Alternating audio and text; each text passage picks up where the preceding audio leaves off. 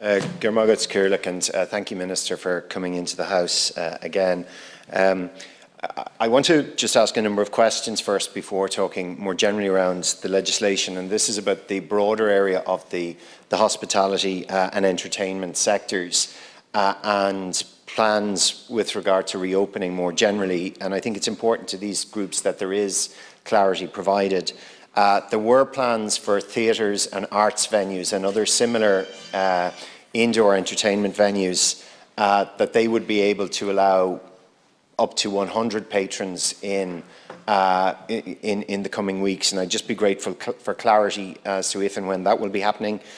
You will be familiar, obviously, with Bray in particular, but for me in Wexford, amusement arcades, there is an issue around when amusement arcades will be able to open as part of the broader industry, and if you can offer clarity on that.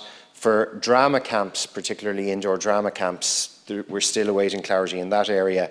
And then the other, which is a significant concern, the plan was always from the 5th of August that weddings for those who are 100, that you could have up to 100 guests at the weddings from the 5th of August, that would continue. And I just ask that you would offer clarity on that. On the broader issue, this is not legislation that anybody wants to see being introduced. Nobody here wants to see this legislation, and the sooner we achieve, practically full vaccination of our population, we will be in a situation where we don't need this legislation. And I keep hearing from those opposite, we need a plan, we need a plan.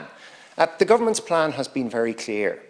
We open things as safely as it is possible to do so. So we started with schools, with construction, with other sectors of the economy and society. And the important thing here is when all of those premises open, that they can open safely and resume business. And I know the last thing that business, and Pat Casey spoke about it so eloquently, the last thing that businesses want is to reopen and have to shut down again. That's a disaster for them. Nobody wants to see that.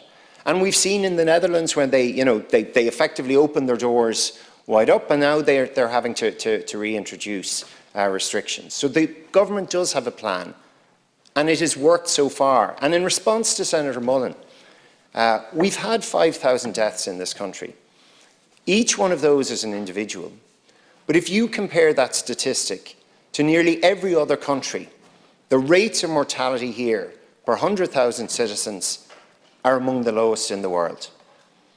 If we had adopted some of the approaches that have been suggested opposite, the rates of mortality would be much higher. And the question then has to be asked, is that the approach that those opposite wanted us to follow? No country has got everything right. I remember at the start of this debate, if people will recall in here, everyone was citing Australia and New Zealand. We should follow Australia and New Zealand. In Australia and New Zealand at the moment, under 10% of the population is fully vaccinated. There are big issues there around the vaccination programme. Yet we don't see those who are arguing for the Australian-New Zealand approach saying that we should have followed the approach that Australia and New Zealand did on vaccination. So every country has made mistakes, and this government has made mistakes as well, but there has been a very clear plan. And in fairness, Minister, you've stuck to it. You've been willing to take constructive criticism and to engage on it. And I think the fact that now we have one of the highest vaccination rates in the world, the vaccination programme is going exceptionally well, as the other Senator Byrne had remarked about the fact that, hopefully we will be in a situation where all those young people who are working in hospitality and wider society will be vaccinated in the coming weeks. And I really get annoyed, and I'm going to take you on this, Senator Keoghan, where you suddenly start to express concern around young people. When I raised in this House about the impact that COVID was having on young people last November, and soon after that you were kind of sneering about my concern about young people's lack of being able to build relationships and so on. I remember in that exact same debate, you were questioning the efficacy of the Pfizer vaccine.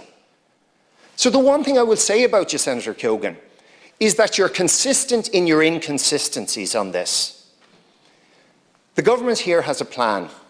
We don't want to be introducing this legislation, but it's to allow things to reopen safely.